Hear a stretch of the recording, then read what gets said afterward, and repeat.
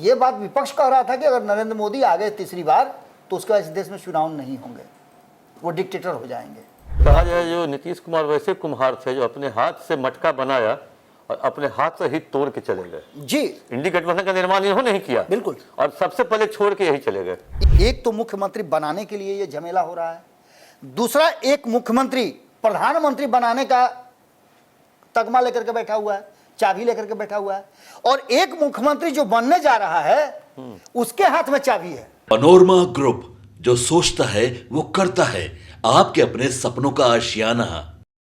नमस्कार, आप देख रहे हैं भारत लाइव। भारत लाइव के विशेष कार्यक्रम खेल समझिए में आज हम बात करेंगे बाबा से, जो सीएम के चक्कर में अटक गई पीएम वाली कुर्सी। 2025 से पहले पलटेगा गेम, फार्मूला लगभग लॉन्च हो चुका है। अब हम लोग किसके बारे में बात कर रहे हैं, क्या कर रहे हैं, हम लोग एक एक करके धीरे धीरे परत खोलेंगे। जो हम लोग कौन सा गेम, कौन सा सीएम, कौन सा पीएम की कुर्सी का चक्कर। बाबा भाई इसको समझाइए दर्शक को, जो सीएम के चक्कर में अटक गई पीएम की कुर्सी। पहले हम एक फिल्म की चर्चा करेंगे। ठीक, आपने भी देखा होगा तीसरी कसम। इसके अलावा आपने एक और फिल्म देखी होगी, मेरा नाम जोकर। मेरा नाम जोकर में एक डायलॉग है जो बड़ी मशहूर हुआ है कि the show must go on. यानी कि जो कलाकार है ना, और जो पब्लिक की भावनाओं को, पब्लिक डोमेन में रहते हैं, जैसे आपने देखा होगा कि नेताओं की कोई निजी जिंदगी नहीं होती है, वो हमेशा लोगों के बीच में घिरे रहते हैं। अगर व्यक्तिगत उनका कोई कारण भी है, काम भी है, तो वो काम से ज़्यादा इम्पोर्टेंट उनको जनता का काम हो जाता है। वैसे ही पत्रकारों का भी एक धर्म है कि वो पहले अपने सारे काम को छोड़ करके, सारी चीज़ों को दरकिनार करके, पहले जो खबर है उस खबर को लोगों तक पहुंचाए। और हम ये काम भरसक प्रयास करते हैं कि करें। कितने सफल होते हैं ये तो आप सभी बता सकते हैं। आज हम एक ऐसी खबर लेकर के आपके सामने हाजिर हुए हैं कि एक तरफ जहां पूरा बिहार और देश इस बात की चर्चा कर रहा है कि मोदी पार्ट 2 के बाद पार्ट 3 हो गया, शपथ ग्रहण हो गया, लोग ये लगा रहे हैं, हम भी कर रहे हैं खबर कि कौन संभावित किस विभाग के मंत्री होंगे, किसे क्या मिलेगा। लेकिन जिंदगी यहीं नहीं रुकती है, ये शो ऐसे ही आगे बढ़ता रहेगा। एक चुनाव के बाद दूसरा चुनाव, पात्र बदलता रहेगा, इसके बाद दूसरा चुनाव, इसके बाद तीसरा चुनाव, चुनाव से लेकर चुनाव तक की राजनीति और रणनीति इस देश में चलती रहती है। लोकतांत्रिक प्रक्रिया की सबसे बड़ी खूबसूरती यही है। अभी हम लोगों ने देखिए, अभी दाग भी नहीं मिटा है और हम लोगों ने अपने कर्तव्य का निर्वहन किया। हमने वोट दिया, वोट किसे दिया ये कहना जरूरी नहीं है, लेकिन एक सरकार बनी है जो लगभग 44 से 45% वोट लेकर के आई है। और उस सरकार को बनने के बाद अब एक चर्चा बहुत ज़बरदस्त ढंग से हो गई है कि सरकार कितने दिनों तक चलेगी।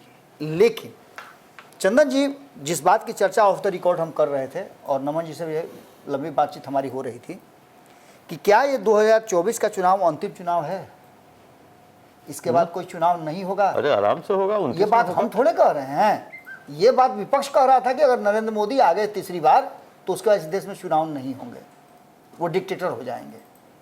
खैर, कई मीडिया घराने जो हैं, जिनको गोदी मीडिया और कौन सी मीडिया कहा जाता है, वो सारे लोग ये बात कर रहे थे कि नरेंद्र मोदी के आने के बाद संविधान खत्म हो जाएगा, आरक्षण खत्म हो जाएगा, कोई चुनाव नहीं होगा, डिक्टेटर बन जाएंगे। और ये सारी प्रक्रियाएं कहीं ना कहीं बिल्कुल ध्वस्त हो गई और नरेंद्र मोदी ने 3 दर्जन से ज़्यादा बार नाम लिया अपने गठबंधन का। यानी कि इस देश में लोकतंत्र जिंदा है और लोग जब तक जीवित हैं, 150 करोड़, तब तक इस देश में चुनावी प्रक्रिया होती रहेगी। अगले चुनाव की तरफ हम आगे बढ़ना शुरू कर दिए हैं। जिस दिन इस चुनाव का परिणाम निकला उस दिन बिहार एक और चुनाव की तरफ आगे बढ़ने लगा। इससे पहले देश में और भी कई चुनाव हैं, 4 राज्यों में चुनाव होने हैं। चर्चा तो ये भी थी कि उन 4 राज्यों के साथ बिहार का भी होगा, लेकिन हम इस चर्चा पर अभी तक मुहर नहीं लगाए हैं। नहीं, बहुत हद तक हम नहीं देख पा रहे हैं कि ऐसी कोई संभावना बनती हो। क्योंकि नीतीश कुमार को आप समझ लीजिएगा, नीतीश कुमार के पास जो स्टीयरिंग आया है, एक स्टीयरिंग जो नीतीश कुमार के पास आया है, पावर लॉक करने वाला, वो नीतीश कुमार 2025 तक उसको पूरा, आप देखते होंगे कि अंतिम कस तक का मजा। जी, मैंने ग्वाला जो दूध दूहता है ना, सुई मार के दूहे चाहे बच्चा पहना के दूहे, बच्चा को देखिएगा बहुत पीने नहीं देता है। और जब दूहना शुरू करता है ना, तो अंतिम थान से एकदम एक एक बूंद नहीं निकल जाए तब तक वो दूहता ही रहता है। वैसे ही नीतीश कुमार अंतिम क्षण तक इस एनडीए सरकार को दूहेंगे। 2 मंत्रिमंडल में सदस्य इनके यहाँ से हुए हैं, इसको लेकर के आप समझ रहे होंगे कि नीतीश कुमार की मर्जी से हुआ है, लेकिन हमें ऐसा नहीं लगता है। हमें ऐसा नहीं लगता है कि नीतीश कुमार 2 मंत्रिमंडल में मान गए होंगे। भीतर में कोई और बात हुई होगी, वो अलग बात है। अब हम जिस विषय को लेकर के आपके सामने आए हैं वो विषय है, जैसे ही ये सरकार का बनने का मुहूर्त निकला, उससे पहले आपने देखा होगा परिणाम आया। परिणाम में 293 सीट जैसे ही आया और भारतीय जनता पार्टी 240 पा करके टिकी।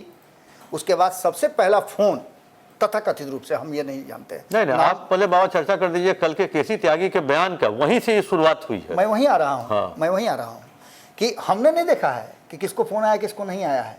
हमने केवल प्लेन का सीन देखा है, जो पिछली सीट पे तेजस्वी, अगली सीट पे नीतीश कुमार, और बीच रास्ते जब टेक ऑफ किया तो दोनों अगल बगल। तो वही हमें दिखाने की कोशिश की गई। मैंने इस बार के चुनाव की एक विशेषता रही कि तेजस्वी यादव ने बहुत सारे तस्वीर दिखाए और उन तस्वीरों का मजा भी खूब लिया गया, उस पर राजनीति भी खूब हुई। लेकिन ये वाली जो थी ना, लास्ट वाली जो आप बता रहे हैं, ये वाली आने से पहले केसी त्यागी ने एक बात कह दिया था, और ये इस बात को प्रमाणित करने के लिए हो सकता है कि होगा, या तेजस्वी यादव को कहा गया होगा उस इंडिया गठबंधन के घटक दलों के द्वारा, क्योंकि ममता बनर्जी ने भी ये बात कहा था रिजल्ट आते ही कि मेरे संपर्क में बहुत सारे एनडीए के घटक दल के सांसद हैं। और ठीक इसी बात को लेकर के केसी त्यागी ने कहा कि हमसे संपर्क साधा गया था, नीतीश कुमार को ऑफर किया गया था प्रधानमंत्री की कुर्सी। चलिए अब इसके आगे की बात करते हैं। जिस रास्ते जाना नहीं उसका पता क्या पूछना है। इस बात को लेकर के सबसे पहले केसी त्यागी के इस बयान को निरस्त कर दिया संजय झा ने। संजय झा ने कहा कि ऐसा कुछ भी नहीं हुआ है। लेकिन चंदन जी, ये सब बातें हुई क्यों? आखिर इन बातों का तर्क और वितर्क क्या था? हमारे पास जो आंकड़े हैं चंदन जी, उसमें 293 का आंकड़ा हमें दिखाई दे रहा है। जो सबसे बड़ी पार्टी है उसको 240 आया है, यानी 32 उसको कम है। और जो दूसरी सबसे बड़ी पार्टी है जो विरोध में है उसको 99 आया है। 100 हो गया शायद, 100 भी नहीं पूरा हुआ है, 99 उसमें सीटें हैं। उसमें से भी वो घटेगा ही, क्योंकि राहुल गांधी 2 जगह से आए हैं। अब वो चुनाव होगा और लड़ेंगे, उसके बाद में 1 सीट और बढ़ेगा। तो ऐसे कई लोग और भी हैं जो 2 जगह से चुनाव लड़े हैं। तो इन सारी परिस्थितियों को लेकर के एक बात तो साफ साफ नजर आ रही है कि एक तरफ 99 हैं जिनको पूरा करने के लिए 272, लगभग 150 से ज़्यादा सीटों की जरूरत है, और एक को 32 की जरूरत है। अब ये तराजू जब रखिएगा तो पसंगा से काम नहीं चलेगा, यहाँ पंसेरा रखना पड़ेगा। तो वो तो दूर दूर तक दिखाई नहीं दे रहा है। लेकिन अब ये वही स्थिति है जहाँ नीतीश कुमार जाना नहीं चाहेंगे। नीतीश कुमार चर्चा क्यों चलने लगी? नीतीश कुमार को ये क्यों होने लगा कि सीएम के चक्कर में अटक गई है पीएम वाली कुर्सी? तो इस पर हम आते हैं चंदन जी, और ज़रा इधर गौर कीजिएगा चंदन जी, इधर गौर कीजिएगा कि सीएम के चक्कर में अटक गई पीएम वाली कुर्सी, ये चर्चा आज पहली बार हम कर रहे हैं, ऐसा नहीं है। इससे पहले भी किया। हमने इस चुनाव की शुरुआत होने के साथ ही ये बात कहा था कि बाकी के लोग लोकसभा का चुनाव लड़ रहे हैं, लेकिन तेजस्वी यादव विधानसभा का चुनाव लड़ रहे हैं। उनकी तैयारी, उनका सारा जो तामझाम है, बेटी का शादी हो और बेटा का जनेऊ हो, तब तैयारी किसका कीजिएगा? बेटी की शादी का, क्योंकि जनेऊ तो उसी में निपट जाएगा। तो यहाँ लालू प्रसाद किस चीज की तैयारी करेंगे? अभी बताया ना कि जिस रास्ते जाना नहीं उसका पता क्या पूछना है। अपने बेटे की ताज वो जानते हैं कि उनको प्रधानमंत्री से कोई लेना देना नहीं है। उनको बिहार के मुख्यमंत्री से आप ही बता रहे थे कि दूल्हा बनाते बनाते बारातें वापस हो गई। दूल्हा भी तैयार कर लिए, बाराती भी तैयार होगी, सहवाला निकल लिया, सहवाला निकल लिया। तो ये सारी परिस्थितियां हुई, और सारी परिस्थितियों में सबसे पहली बात जब हम आते हैं कि जब नीतीश कुमार एनडीए गठबंधन को छोड़ करके इंडिया गठबंधन की तरफ आए, तो लालू प्रसाद ने सबसे पहला जो टास्क उनको दिया, सिंगापुर, एकदम बताइए। यही महीना, जून महीना जी 2023, 23 जून 2023, 23 था जी। और इसी 23 जून को बैठक होनी थी इंडी गठबंधन की पटना में जी। जब सारे जगह से नीतीश कुमार घूम के आए थे। लास्ट बैठक उन्होंने यहाँ की थी और 22 तारीख को सब लोग पहुंच गए, जिसके लिए आग्रह किया था ममता बनर्जी ने कि आप पहली बैठक जो है पटना के एयरपोर्ट पे समझिए जो सेवा विमान से अधिक चार्टर्ड प्लेन लगा हुआ था। स्टालिन का अलग, शरद पवार का अलग, लगभग 30 के आसपास दल शामिल हुए थे उसमें। हाँ। और ये जो बैठक हुई थी, इस बैठक का भी एक बड़ा विडंबना है कि 23 तारीख को बैठक तो हुई और काल की गति जो है अपने हिसाब से चलती है। हुई है वही जो राम रचि राखा। इसको 3 बार एक्सटेंड करना पड़ा था। हाँ। इस बैठक को 3 बार एक्सटेंड करना पड़ा था। सब तैयार थे, राहुल गांधी तैयार नहीं थे। राहुल गांधी तैयार थे तो सब तैयार नहीं थे और अंततः 23 तारीख को। बाबा आप अपने ही मुंह से बता दीजिए आखिर नीतीश कुमार बिदके क्यों? हाँ, हम वही ये बहुत इंपॉर्टेंट है। और वो शब्द के साथ सबसे पहली बात ये हुई कि ये पूरी बैठक पटना में चल रही थी और इस बैठक को लीड कर रहे थे नीतीश कुमार, क्योंकि उन्हीं की अगुवाई में ये बैठक चल रही थी। लेकिन अचानक से इस पूरे लीड को पटना में लालू प्रसाद ने हैक कर लिया। लालू प्रसाद ने जब इसको हैक किया तो लालू प्रसाद ने बहुत बारीकी से एक बात कही। अरे मेरे बगल में बैठे हुए हैं राहुल जी, इनकी माँ हमको कब से कह रही है ना कि ब्याह करा दीजिए, दूल्हा बना दीजिए, आप सब लोग बाराती चलिएगा ना। चंदन जी, एक वाहिद चैनल भारत लाइव है, जैसे ही ये बात हुई और हम संपादक नमन जी मिश्रा जी के साथ एक खबर कर रहे थे, तब तक हमारे सामने ये खबर आई। हमने देखा सामने टीवी पे चल रहा था लाइव। जैसे ही वो भाषण आया उनका, जैसे ही ये खबर हमारे पास आई, सबसे पहले हम लोगों ने कहा कि लालू प्रसाद ने वो काम कर दिया जो नहीं होना चाहिए था और यहाँ से इस गठबंधन का बिदकना, टूटना और पहले ही धक्का में भसना, भरभराना बालू के रेत की तरह मुट्ठी में तो आप कस सकते हैं लेकिन रोक नहीं सकते हैं। मतलब इसको अगर कहा जाए, जो नीतीश कुमार वैसे कुम्हार थे जो अपने हाथ से मटका बनाया और अपने हाथ से ही तोड़ के चले गए। जी, इंडी गठबंधन का निर्माण इन्होंने नहीं किया, बिल्कुल, और सबसे पहले छोड़ के यही चले गए। इन्होंने एक गठबंधन बनाया, उसकी आगे की कहानी है। इन्होंने एक गठबंधन बनाया जो गठबंधन गैर भाजपाई दलों के समूह से बना था। इस बैठक की 3 बातें बहुत महत्वपूर्ण है चंदन जी। पहली कि नीतीश कुमार को नजरअंदाज किया गया, जिसने इस पूरे लालू प्रसाद का दुल्हा वाला बयान पूरा कवर किया। लालू प्रसाद का दुल्हा वाला बयान, शादी वाला दुल्हा नहीं, प्रधानमंत्री वाला दुल्हा था। उनका इशारा वहीं था। दूसरा, इसमें वाम दल, कांग्रेस और ममता बनर्जी को एक साथ बैठाना। तीसरा, ममता बनर्जी का बिना कुछ कहे उनके बगल में पहले उनसे अगर बोलने का मौका दे दिया गया सीपीआई के नेता को, तो उनका बिदकना और उनका सीधे कहना कि हमारा प्लेन जो है खड़ा है, मेरा टाइम हो गया, मैं जा रही हूँ, उनका निकल जाना। इसके बाद इसकी दूसरी कड़ी पर हम आते हैं। ये इसलिए ज़रूरी हो जाता है कि 2025 का पूरा चुनाव इसी पर टिका हुआ है और 2025 का परिणाम आपको यहीं देखने को मिलेगा। आखिर ये सारी बातें हो क्यों रही हैं?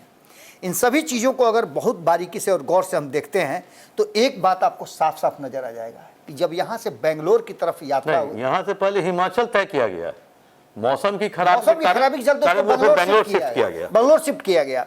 और जब बंगलोर में शिफ्ट किया गया, जब नीतीश कुमार, लालू प्रसाद और तेजस्वी यादव, ललन सिंह को लेकर के जब यहाँ से चले संजय झा के साथ, तो सबसे पहली बात उन्होंने क्या देखा कि एयरपोर्ट पर उतरते हैं और बड़े बड़े होर्डिंग लगे हुए हैं इनके विरोध में। और यहीं से नीतीश कुमार का दूसरा जो है भड़कने का, बिदकने का और भागने का सिलसिला शुरू हो गया। यही हम लोगों ने कह दिया था कि ये गठबंधन चलने वाला नहीं है। हम लोगों ने बड़ी मजबूती के साथ इस बात को कहा था कि जिस तरह से बिहार के इतने बड़े नेता जो देश के मुखिया बनने की काबिलियत रखते हैं, जिनका बेदाग छवि है, प्रधानमंत्री नरेंद्र मोदी तक ने इनको कहा है कि जीवित समाजवादियों में सबसे मजबूत नेता हैं, और उस व्यक्ति के बारे में बहुत सारी बातें लिखी थी। यहीं से कहानी शुरू होती है और नीतीश कुमार उस मीटिंग के बीच में ही उठ करके चल देते हैं। इनके पीछे पीछे दौड़ करके तेजस्वी यादव और लालू प्रसाद बीमारी की अवस्था के बाद भी प्लेन में बैठते हैं और बिना कुछ बातचीत किए सीधे पटना चले आते हैं। पटना किसी से बात नहीं करते हैं और नेक्स्ट मीटिंग जो है सिर्फ संभावित मीटिंग थी। उस मीटिंग में जो नाम रखा गया इंडिया गठबंधन, उससे भी नाराजगी नीतीश कुमार की बहुत बड़ी थी। इसके बाद कहानी शुरू होती है और दिल्ली आते आते ये सब गठबंधन पूरी तरह से छत-बिछत हो जाता है। नीतीश कुमार बेंगलोर गए थे जो नहीं पीएम की रेस में, कम से कम इंडी गठबंधन का संयोजक बन जाए, वो भी नहीं बनाया है जी। लोगों ने दिल्ली आते आते इस गठबंधन के संयोजक तय किए गए, अलग अलग फैकल्टीज तय की गई, लेकिन उसमें भी नीतीश कुमार का नाम दूर दूर तक नहीं था। ये संभावना है और कई लोग छाती पीट पीट के पटना में खूंटा ठोक रहे थे कि संयोजक तो बनबे न करी हैं। माने लोगों ने ये गारंटी कर दिया, जैसे लगता है कि चिट्ठी लिख करके उनके हाथ में मिल गया था कि संयोजक तो बन गए। लेकिन हमने ये बात तब भी कहा था कि नीतीश कुमार संयोजक नहीं बनेंगे अब, क्योंकि इतनी बदनामी के बाद नीतीश कुमार का ईगो हर्ट हुआ था। और ऐसे नीतीश कुमार नहीं है कि ईगो हर्ट होने के बाद फिर से बैक वही चीज तो उनके पास है, औकात दिखा देते हैं। तब नीतीश कुमार ने औकात दिखाया और नीतीश कुमार उस गठबंधन का हिस्सा नहीं बने।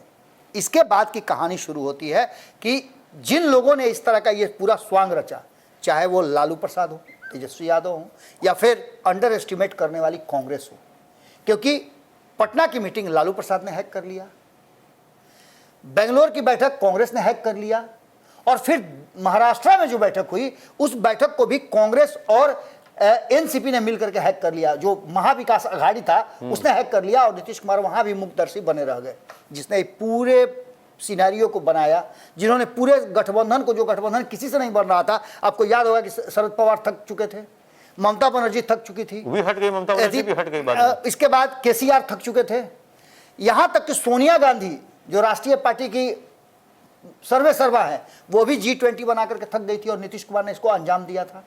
इसके बाद नई कहानी जो शुरू होती है कि यहां पर कहीं ना कहीं कांग्रेस से एक बड़ी गलती हो गई, स्ट्रेटेजिकल मिस्टेक हो गया, और इस पूरे चक्कर में कांग्रेस ये समझ नहीं पाई कि लालू प्रसाद 2024 नहीं 2025 के लिए काम कर रहे हैं, ये गठबंधन बना रहे हैं, और लालू प्रसाद ने सीएम के चक्कर में पीएम की कुर्सी खत्म कर दी। अब इसके बाद की कहानी बहुत मजेदार है। इस कहानी में एक पात्र जो है अब यहां से खड़ा हो गया 2024 के चुनाव के परिणाम के बाद। वो पात्र नरेंद्र मोदी है। नरेंद्र मोदी और उनकी पूरी टीम एक बार फिर से स्ट्रेटेजिकल मिस्टेक कर चुकी है, और आपने देखा होगा कि उनके आईटी टीम की बात हो या फिर कांग्रेस के आईटी टीम की बात हो, दोनों की आईटी टीम पूरी तरह से ध्वस्त रही। जो सही जानकारी था वो उनके पास तक नहीं पहुंचा, या फिर जानकारी लेने में उन्होंने देर कर दी। बहुत सारे फैसले हैं जो देर से आए। आपने सबसे पहला काम यह किया कि नीतीश कुमार को अंडर एस्टिमेट किया। नीतीश कुमार की नीतियों पर ही आप पूरा चुनाव लड़े हैं। आपने नीतीश कुमार की नीतियों पर ही पूरा चुनाव देखा है। आपने नीतीश कुमार तो बिहार में बहुत ज्यादा कमाल किए नहीं, 12 सीट लेके आए, लेकिन नीतीश कुमार ये भाप गए थे जो दिल्ली में एनडीए की सरकार नहीं बनने वाली है इस बार, अपने दम पे बीजेपी की। आपको याद होगा चंदन जी, हम कई बार ये कह चुके हैं कि यदि नीतीश कुमार 5 सीट लेकर के आते हैं और 5 ही सीट से पड़ोसी की सरकार बननी होती है, तो नीतीश कुमार 1 सेकंड देर नहीं करेंगे उसको समर्थन देने में। यहां स्थिति हमने बताया ना कि 293 और 233 का अंतर है। अंतर बहुत बड़ा है। 240 लेकर के भारतीय जनता पार्टी आई, जिसके साथ एनडीए के घटक जो पहले से हैं वही आ सकते हैं। अगर ये छटक जाए तो उधर से आपको कोई नहीं मिलेगा, क्योंकि सभी जितने लोग दूसरे साइड में हैं वो कट्टर कांग्रेस भाजपा के विरोधी हैं। अब इसके बाद की कहानी आप समझ लीजिए कि 2025 में जो अभी रिजल्ट आया है, और आपने बहुत अच्छी बात कही कि मात्र 12 सीट तो लेकर के आए हैं। भाजपा कितनी सीट लेकर के आई है? 17 सीट लेकर के बड़ा भाई बनने गए थे, दुबे गए 26 बनने और 24 बन के लौटे। ये स्थिति हो गई है कांग्रेस भारतीय जनता पार्टी की। और भारतीय जनता पार्टी के इस रिजल्ट के बाद कांग्रेस को इस बात का एहसास हुआ कि उनसे बहुत भारी भूल हो गई है नीतीश कुमार को अपने साथ नहीं रख करके। क्योंकि आप उत्तर प्रदेश का परिणाम देख रहे हैं तो नीतीश कुमार वहां नजर आते हैं, नीतीश कुमार की स्ट्रेटजी नजर आती है। नीतीश कुमार की स्ट्रेटजी ही थी 162 की, जिसको लेकर के नीतीश कुमार ने पूरा प्लान बनाया था। लेकिन बंगाल में तो इनकी स्ट्रेटजी नहीं चली। बिल्कुल बंगाल में चली ना, वो तो अकेले लड़ गई ममता बनर्जी। वो अलग बात है, वो भी एक स्ट्रेटजी है ना। इंडी गठबंधन छोड़ दिया। इंडी गठबंधन को कहां उन्होंने मौका दिया? हाँ, अगर वो मौका देती भी तो आप ये मान के चलिए कि जितनी सीटें नीतीश कुमार के बाद सबसे पहले वही अलग हुई इस गठबंधन से। जितनी सीटें मिलती ममता बनर्जी देती कांग्रेस को या वाम दलों को, उतनी सीटों पे जीत हासिल होता, क्योंकि तब उनको वो भी वोट मिलता। ऐसी स्थिति में आप इतना समझ लीजिए कि जो स्ट्रेटजी नीतीश कुमार ने बनाई थी वो सफल थी, और यही स्ट्रेटजी अब नजर आने लगी है कांग्रेस को कि 2025 के चुनाव में अगर नीतीश कुमार की स्ट्रेटजी और नीतीश कुमार को अपने साथ बुलाया जाए तो निश्चित रूप से कुछ बड़ा हो सकता है। और तीसरा सबसे महत्वपूर्ण बात कि एक और मुख्यमंत्री की मैं बात करूंगा। एक तो मुख्यमंत्री बनाने के लिए ये झमेला हो रहा है, दूसरा एक मुख्यमंत्री प्रधानमंत्री बनाने का तगमा लेकर के बैठा हुआ है चाबी लेकर के बैठा हुआ है, और एक मुख्यमंत्री जो बनने जा रहा है उसके हाथ में चाबी है। यानी कई मुख्यमंत्रियों के बनने, कई मुख्यमंत्री के होने और कई मुख्यमंत्री की संभावनाओं ने नरेंद्र मोदी की कुर्सी को कहीं ना कहीं पेंच में फंसा रखा है। तो वहीं दूसरी तरफ राहुल गांधी की कुर्सी भी इसी में फंस गई है, और 2025 के चुनाव से पहले अगर नीतीश कुमार कोई परिवर्तन कर देते हैं तो पूरा का पूरा खेल गड़बड़ा जाएगा। इस बीच में हम आपको बता दें कि बहुत सारी ऐसी बातें आगे भी हम करेंगे आपसे, लेकिन आज जब ये खबर देखेंगे तो पूरे दिन चर्चा इस बात को लेकर के होगी कि क्या होगा अब आगे, क्योंकि मंत्रिमंडल का तब तक विस्तार भी हो गया होगा। माफ कीजिएगा, मंत्रिमंडल में सबको विभाग भी मिल गया होगा, पोर्टफोलियो बट गया होगा, और वो सब आपके पास जानकारियां आ गई होगी। लेकिन जब ये खेल समझिए हम आपके सामने लेकर के आ रहे हैं, उसके बाद पूरे दिन बिहार और देश में एक अलग तरह का नज़ारा होगा। निश्चित रूप से नीतीश कुमार ने जो फार्मूला सेट किया है, वो फार्मूला भारतीय जनता पार्टी को रास आए चाहे नहीं आए, नीतीश कुमार के फार्मूले पर भारतीय जनता पार्टी भरोसा करे चाहे नहीं करे, लेकिन अब नीतीश कुमार का लोहा कहीं ना कहीं इंडिया गठबंधन मान चुका है, और नीतीश कुमार को हर हाल में बाई हुक एंड क्रूक 2025 हो या उसके बाद का चुनाव हो, नीतीश कुमार को अपने पाले में लाने के लिए वो हर संभव। ये कि बाबा ये बता दीजिए, राहुल गांधी को या लालू प्रसाद यादव को या तेजस्वी को, किसको सपना नीतीश कुमार आते होंगे अंतिम? निश्चित रूप से राहुल गांधी को तो आते ही होंगे, क्योंकि उनका प्रधानमंत्री पद छीन लिया। बिल्कुल बिल्कुल, राहुल गांधी से एक बार बार बता रहे कि स्ट्रेटेजिकल मिस्टेक हुई है, और उनके जो आईटी सेल के लोग हैं उसमें बड़ी फेरबदल होने की संभावना व्यक्त की जा रही है। जो कुछ कांग्रेस के लोग हैं जो आईटी देखते हैं और उसके विभाग के हैं, उसमें से कई लोग नमन जी के बहुत करीबी लोग हैं, उनके टीम का कभी हिस्सा रहे हैं। उन सारे लोगों में कई लड़के हमारे यहाँ जो ट्रेंड होकर के गए हैं पत्रकारिता से, वो भी जाकर के वहाँ आईटी सेल में शामिल हो गए हैं। तो ये सारी जानकारियाँ हमें प्राप्त होती रहती हैं, और उसके आधार पर हम ये कहने के लिए बिल्कुल आश्वस्त रूप से हम कह रहे हैं कि 2025 के चुनाव में भारतीय जनता पार्टी अगर इसी रास्ते से चलती रही और नीतीश कुमार को कमज़ोर समझने की भूल करती रही, तो निश्चित रूप से नीतीश कुमार 2025 के चुनाव में बिहार में तो भारतीय जनता पार्टी के सपने को जरूर चकनाचूर कर देंगे। ये बात तो पक्का है। देखा किस तरह से इंडी गठबंधन के टूटने से और किस तरह से लालू के द्वारा इंडी गठबंधन को हाईजैक करने से नीतीश कुमार नाराज हुए।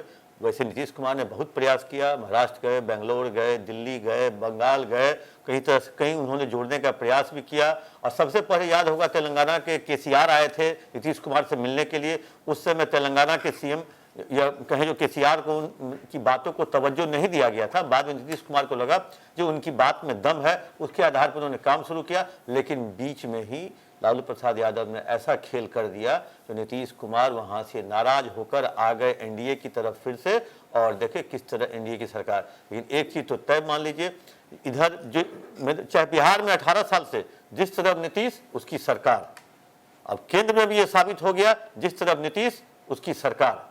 अब आप देखिए आगे और क्या क्या 2024 में सरकार बन गई, 2025 का इंतजार कीजिए। हाँ, 2025 बहुत जल्द उसका भी मजा मिलेगा। हाँ, तो क्योंकि अब तो बीजेपी ने भी कह दिया जो जेडीयू के नेतृत्व में और नीतीश के नेतृत्व में हम चुनाव लड़ेंगे। तो एक तरह से समझिए इधर नीतीश उधर उसकी सरकार। नीतीश रहेंगे तब ना। हाँ, वो तो संन्यास लेने की बात कर रहे हैं जी। तो कैसा लगा खेल समझिए। आप अपना कमेंट जरूर दें कमेंट बॉक्स में जाकर। तब तक के लिए नमस्कार। पनोरमा ग्रुप, जो सोचता है वो करता है। अगर ये वीडियो पसंद आई और वह बिहार के राजनीति और बिहारियत से सरोकार रखेनी तो सब्सक्राइब बटन दबा के चैनल के सब्सक्राइब कर ली। ओजे एगो घंटी बा, ओकरा बटन दबा देला से कुल सटीक और मारक खबर रुआ मुफ्त में मिल जाई। अगर रुआ पत्रकारिता के हमनी के नया प्रयोग में सहयोग कर चाहतानी तो ज्वाइन बटन दबा दी। पेटीएम नंबर नोट कर ली 9386816700। धन्यवाद।